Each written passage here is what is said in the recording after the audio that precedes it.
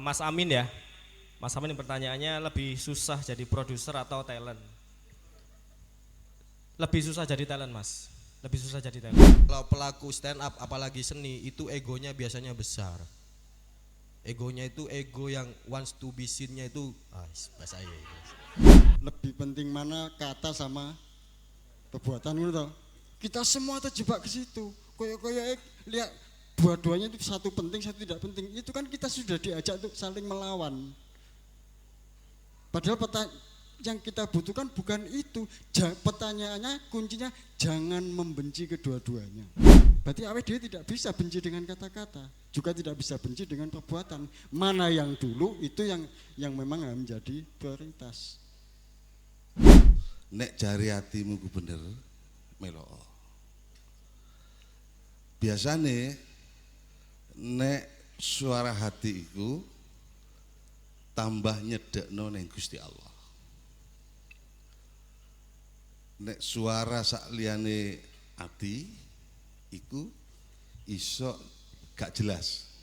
Mungkin hanya sekedar mengisi kebutuhan view dari banyak masyarakat yang pengen tahu konten seperti itu. Seperti itu aja Mas, terima kasih. Assalamualaikum warahmatullahi wabarakatuh. Waalaikumsalam. Perkenalkan, nama saya Firman Hayur Rizal dari Madura. Ayo kon.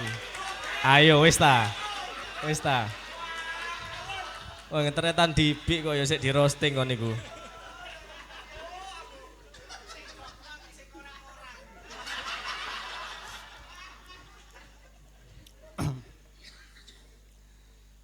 Sedikit saya baca itu prolog yang saya pahami itu di situ kan tentang politik. Nah, di sini sebenarnya saya ada masalah tersendiri gitu. Bagaimana cara konsistensi terhadap proses? Masalah saya sendiri ini kadang ada bisikan gitu, kata-kata terkadang untuk mencapai tujuan itu kadang dipatahkan. Walaupun dari teman, entah kerabat-kerabat, keluarga. Lalu bagaimana itu untuk konsisten terhadap proses itu? Terima kasih. Assalamualaikum warahmatullahi wabarakatuh. Oke, tepuk tangan untuk para perespon penanya. Ya, Mas Amin ya. Mas Amin pertanyaannya lebih susah jadi produser atau talent? Lebih susah jadi talent Mas. Lebih susah jadi talent. Karena begini, produser itu tanggung jawabnya, anggapannya ini untuk biar mudah dianalogikan ya. Kalau produser itu lebih enakan di belakang panggung atau di depan panggung gitu ya. Di depan panggung itu tanggung jawabnya sampai ke artisnya, sampai ke talentnya. Jadi preparasi wis nulis, wis nyepakno konsep segala macem. Nanti pembawaannya sebagian besar akan, saya bisa bilang 60% itu tergantung persona talentnya, karakter talentnya. Jadi memang harusnya orang belakang panggung ini, mungkin kalau ada teman-teman dari teater nanti bisa diskusi juga. Orang belakang panggung ini biasanya harus punya kepekaan gimana karakter talentnya, gimana karakter peran yang akan di-brief atau dikonsepkan oleh si konseptor ini. Tanggung jawabnya hanya sampai situ. Selama ngebrief itu akan terjadi dialektika Mas. Misalnya talentnya gak cocok iki, aku pengen ganti kalimat iki ya gak aku banget. Nah di situ konseptor seperti saya atau orang belakang panggung akan segera ganti itu. Jadi ada saringan sebelum itu muncul ke publik, sebelum itu dibawakan oleh orang lain, itu lebih tertata lagi mungkin dengan rasa tadi ya. Jadi lebih dirasakan lagi, begitu muncul itu sudah menjadi sesuatu yang matang. Dan kita juga enggak bertanggung jawab untuk di depan panggungnya karena sudah ada talent, sudah ada pemerannya tadi. Sedangkan kalau di depan panggung, kebetulan kalau sebagai stand up comedian sendiri ya, aku iki nyepakno kabeh rek. Yo mikir materi ini, opo sing mau dikritisi, opini opo sing kudu metu, opo sing tak tulis, opo sing tak konsep, tak gawa dhewe ning ngarep panggung. Dan ketika di depan panggung, saya langsung berhadapan dengan audiens, dengan masyarakat luas lah. Dalam hal ini otomatis tanggung jawabnya lebih gede mas. Secara konsep kudu mateng, kudu dengan dialektikanya terjadi dengan diri sendiri masalahnya. Gak enek talent liyo. Jadi saya nulis sambil ngomong dengan diri saya sendiri, ngene iki pantes enggak. Kalau di komedi ngene iki lucu enggak. Begitu lucu menyinggung enggak. Begitu menyinggung ada penetralnya enggak. Jadi biasanya kalau stand up menyinggung ngono biasanya di nol neh. Enggak ngono maksudku, biasanya ngono. Nah, jadi menurut saya lebih berat menjadi orang di depan panggung, apalagi orang yang temenan deku yo nyepakno yo nang ngarep panggung. Jadi bukan berarti deku dadi sosok terus nang burine ono ketua partai misalnya, enggak maksudnya wis contoh Bu. Jadi lebih menurut saya tanggung jawabnya akan lebih besar ketika dia mengonsep sendiri, dia menulis sendiri, dia menyampaikannya sendiri. Jadi dia bertanggung jawab atas apapun yang ada di pikirannya, di hatinya, dan juga yang diucapkan sama dia. Jadi lebih berat menjadi talent menurut saya. Gitu ucapannya. Thank you Mas Amin. Pertanyaan, mungkin Mas Fuad mau merespon yang pertanyaan pertama selaku sama stand up comedy. Yang mana? Sing abot ndi Mas dadi pengonsep di belakang layar karo dadi talent yang Abot jadi wong Madura mas. abot ya Mas. Ya bener. Ya enggak pak. Lebih enak, kalau saya lebih enak jadi talent. Karena lebih bisa dilihat orang, lebih bisa dinotis orang, sama lebih bisa dibenci orang. Nah, bisa star syndrome juga gitu. Karena dirinya sendiri juga. Tapi semua yang dilakukan talent yo resikonya besar. Karena dengan resiko besar itu kita bisa lebih maju terus. Tapi kalau di belakang panggung ya koyok band nekat mau iku.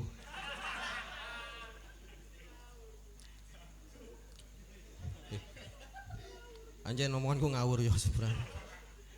Maksudku kalau di belakang panggung terus ya gak kelihatan. Karjo aku yakin deh pas dulu Bondowani gede ku awakmu pasti pengen lah jadi talent ngono yo. Yo gak sih? Yo gak sih? Iri kan kon? Yo gak? Titik. Nah kan? Pastilah. Kalau pelaku stand up apalagi seni itu egonya biasanya besar.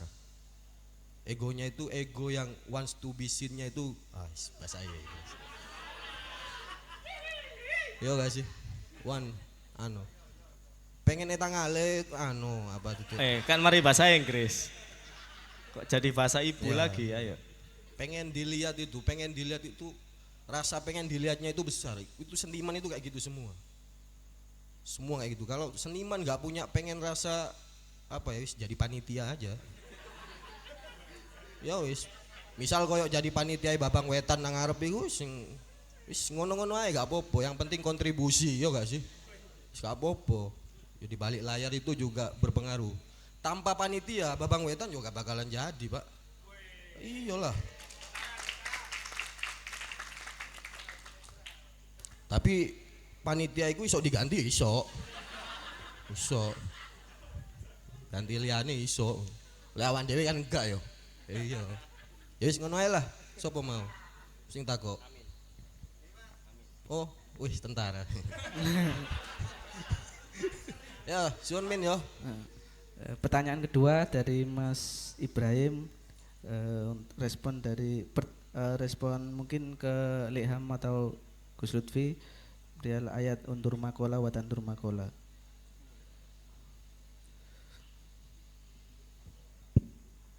Ya, tapi sebelumnya saya minta maaf kalau kata-kata saya tidak sesuai dengan kata-kata yang Anda inginkan ya.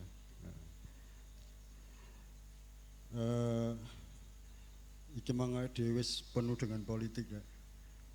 Berarti lek aku eling politik yo Madura ku yo jos Madura. Dadi lek misale ono pejabat nerima tamu seketok, wah iki pengusaha iki duwe akeh iki. Lek bahasa biasa kan silakan duduk ngono to ya. Halus silakan duduk. Lek Madura gak didelok sik tamune sapa.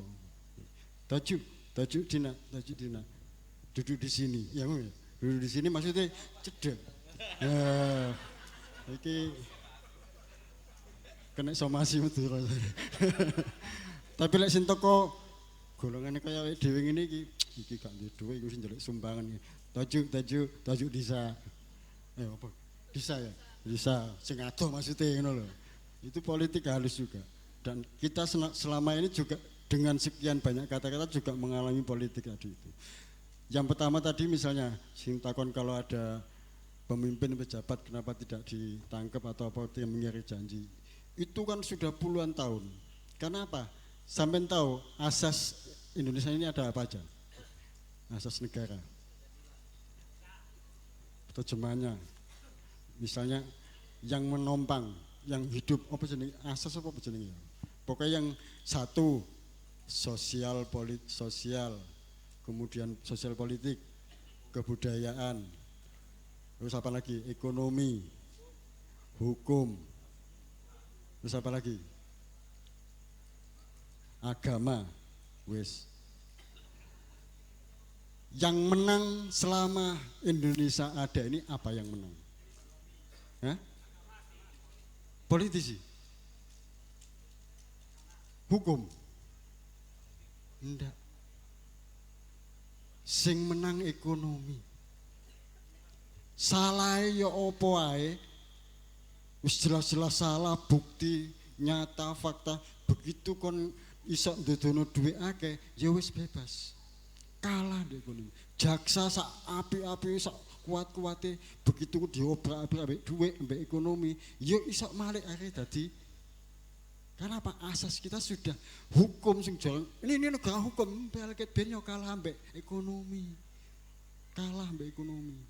Itu wis puluhan tahun itu diungkapkan oleh Mbak Nun sejak tahun 90-an. Di buku-bukunya juga ada. Itu pembelajarannya sangat besar. Terus tadi ada pertanyaan tentang apa mau undur, makola, walatandur, mangkola. Artinya apa jadi? Lihat siapa yang bicara, lihat siapa yang berbicara. Terus pertanyaannya? Pemaknaannya. Selama ini kita terjebak oleh tafsir bahasa Indonesia kita sendiri. Seakan-akan undur makola, walatandur makola itu koyo-koyo itu diterjemahkan dengan lihatlah apa yang diucapkan, bukan siapa yang koyo-koyo ngono kuwi. Tapi itu kan ya tafsir. Tafsir yang itu 1000 macam. Bukan padahalnya kayak kemau pertanyaan yang tadi itu lebih mana ini akal apa nafsu apa hati. Terus ono mana gandeng mana mau apa situ ya? Bukan situ emang ono. Lebih penting mana kata sama perbuatan gitu. Kita semua terjebak ke situ. Koyo-koyo lihat dua-duanya itu satu penting, satu tidak penting. Itu kan kita sudah diajak untuk saling melawan. Padahal yang kita butuhkan bukan itu. Pertanyaannya, kuncinya jangan membenci kedua-duanya. Tadi kan sudah disampaikan oleh Amin. Kalau ada pidato, ada orasi, jangan benci. Karena menerima akibat, jangan itu akhirnya terus antipati. Enggak. Nanti Anda akan gagal menikah. Gitu. Iya betul. Antipati. Anda gak iso ngerayu cewek. Gak iso mek sweet. Mano kate ngomong apa wedi. Engko lek Anda benci dengan kata-kata, Anda akan benci dengan kata kau aneh akad ya apa? Kata-kata yang sudah pasti harus ada. Nek gak ono iku Anda tidak bisa menikah. Anda tidak akan bisa melakukan perbuatan untuk menikah. Kan betul. Berarti awake dhewe tidak bisa benci dengan kata-kata, juga tidak bisa benci dengan perbuatan. Mana yang dulu itu yang memang menjadi prioritas. Komedi stand up lebih dipentingkan mana dulu? Lucunya apa kata-katanya? Ya bingung, sing stand up ya bingung. Loh, iya apa sih? Dalam skenario bukan itu. Pasti ada persuasi antara kata ekspresi, ngono-ngono gitu ya. Banyak hal yang dipertimbangkan. Nah, kita jangan terjebak pada mana yang lebih penting. Kita harus mengubah metode pertanyaan-pertanyaan itu. Ngomong no hati, akal, loh hati itu kan mek wujud. Terus isine apa ae? Hati ku apa ae isine? Nek nafsu ku mesin yang bekerja namanya emosional itu mesinnya. Tapi nek hati dia punya mesin yang bernama satu, kadang kembalilah ke batinmu, kembalilah ke tengoklah kalbumu. Ngono itu ya. Nduk enti ku nggone. Jarene hati, jarene jiwa, jarene kalbu, jarene lak bingung, batin, lak bingung tuh. Maka kita harus memahami itu kata-kata batin, kata-kata hati juga harus kita pahami. Kita pahami bahwa mesinnya hati itu satu namanya pikiran, dua namanya batin, juga ada yang namanya kolbun, ada yang ngono kuwi. Teman kok fungsine beda. Yang ketika ada resonansi antara hati dan pikiran, kemudian meneng, terus merenung, terus kemudian mengolah sesuatu, itu namanya pergulatan batin sama pikiran, bukan pergulatan hati sama pikiran. Yang bekerja adalah batin. Wis iki bagianmu, kon staf pekerjaanmu iki, stafnya hati, batin. Kalau nurani itu hal yang paling murni, wis gak iso diperdebatkan lagi, ya itu paling murni. Digoleki pembelajarannya gak iso karena wis A ya A, B ya B, macam itu. Cuman yang harus kita pahami ketika Anda mengalami pergulatan oleh satu persoalan, itu yang harus Anda fungsikan adalah batin sama pikiran. Yo opo iki? Pikiran ngejak A, batin ngejak ngono kuwi. Anggo sing nggodha jenenge nafsu tadi itu. Wis ngene. Singkat lek hati sama akal iki kalah, ya sing menang sing nafsu iki mau pateni ae iku. Wis langsung diperkosa di dalan ya angel dirabi ya ngono kuwi. Engko lak ditangkap Hansipa, akhirnya nikah ngono lho. Sing menang ngono kuwi. Padahal fungsi akal, fungsi hati tadi itu mengikat nafsu, memerintah nafsu. Mulane butuh hati dan akal supaya berfungsi butuh yang namanya wahyu, namanya ilham, namanya petunjuk. Jadi mulane mbak-mbak sing teng rabi golek wong lanang sing jenenge wahyu ya. Wahyu Widodo atau Wahyu Siombing. Enggak, maksudnya ada petunjuk terus, golek petunjuk terus. Huda lintas. Itu teman-teman. Jadi tadi Mas Camin juga nyinggung tentang meneng sama menep gitu ya. Beda enggak meneng sama menep? Meneng wilayahnya di mana, menep wilayahnya di mana, terus fungsinya apa, kenapa, bagaimana. Kanggo awake dhewe. Kadang-kadang kalau dia mengalami meneng-meneng ditakoi, Caluti meneh aku golekno akik sing warna pitu ya. Lekak ya sing pancawarna. Tergantung dek kate jawab, oleh dek merasa yakin bisa mungkin langsung, ya siap insyaallah. Tapi lek warna pitu kan meneng dhisik ya. Meneng dalam artian jeda. Nah kemudian ada ketika dia akan menjawab, itu kondisi menep. Menep itu, oh iya sih, bergulat. Nah yang bekerja itu batin sama pikiran, bukan hati. Hati ngenteni hasil. Begitu ada hasil, hati memerintahkan pikiran, memerintahkan akal memerintahkan tindakan. Sopo sing tindak, kaki kayak hidung kayak mulut kayak telinga kayak gitu. Itu semua ada urutannya masing-masing. Jadi teman sekalian, tadi Mas Karen juga sudah menekankan ojo wedi-wedi membaca. Gitu. Toh perintah utama wahyu yang pertama adalah membaca. Setelah itu melakukan atau berbuat sesuatu, baru kemudian mengajarkan. Itu. Nah, cuman kan setiap zaman kita membaca itu membaca yang apa, membaca yang bagaimana. Ya ono buku yang lurus, ada buku yang apa jenenge menenteramkan. Ya ono buku-buku yang menyesatkan.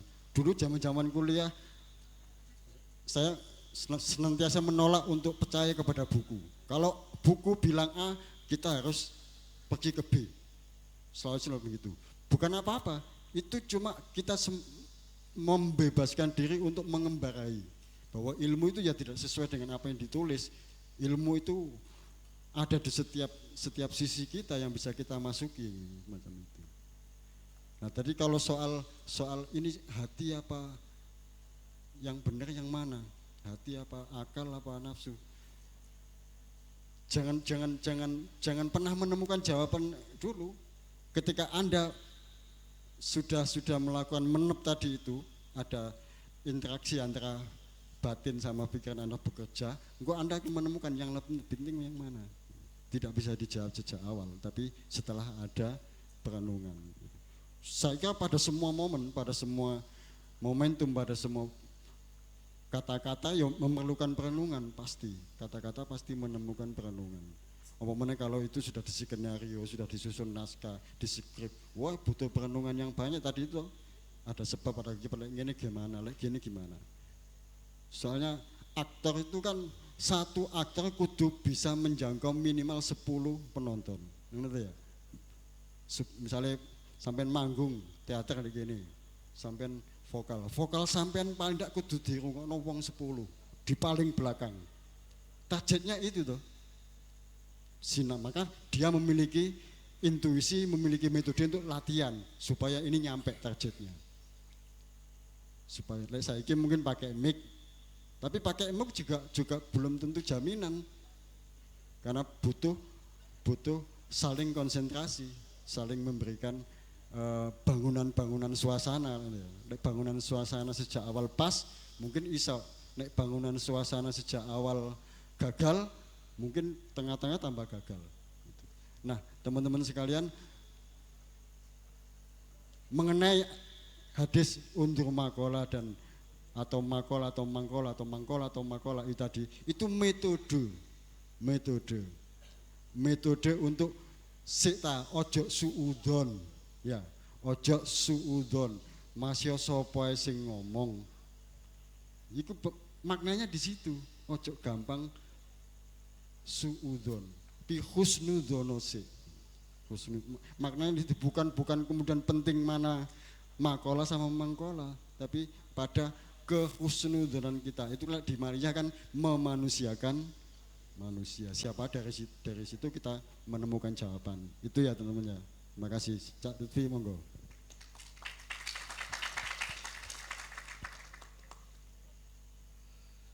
Ya, sebenarnya sudah sangat lengkap apa yang disampaikan Likham. Di sini coba tak nambahi sithik-sithik. Nek sing mesti bener iku Quran mesti bener.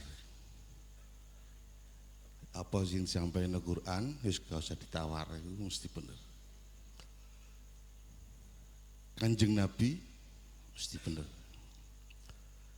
Nek liyane Kanjeng Nabi iso bener, iso salah.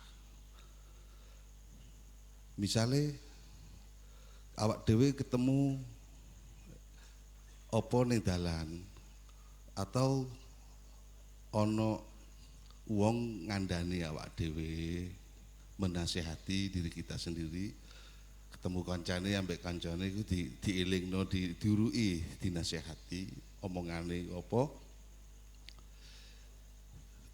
iku tutuk omah ditakoni ning atimu dhewe.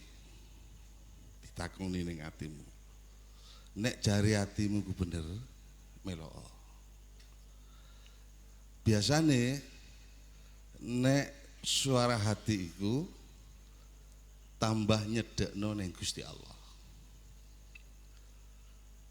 Nek suara sak liyane ati iku iso gak jelas. Iso gak jelas. Ketoke ngejak kayak enggak. Jadi tetap ditakoni neng atine. Akal digunakan untuk berpikir, karena akal itu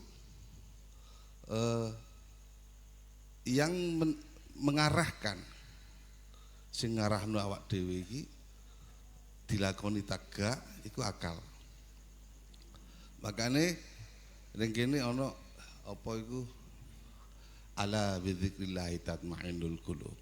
Sing akeh zikir ning Gusti Allah, akeh selawat ning Kanjeng Nabi, iku kanggo gocelan, kanggo cekelane awak dhewe tetep ana wong menungso mesti ana kelirune, ana salahe. Ya. Iman iku naik turun gak masalah, munggah mudhun gak apa-apa rek.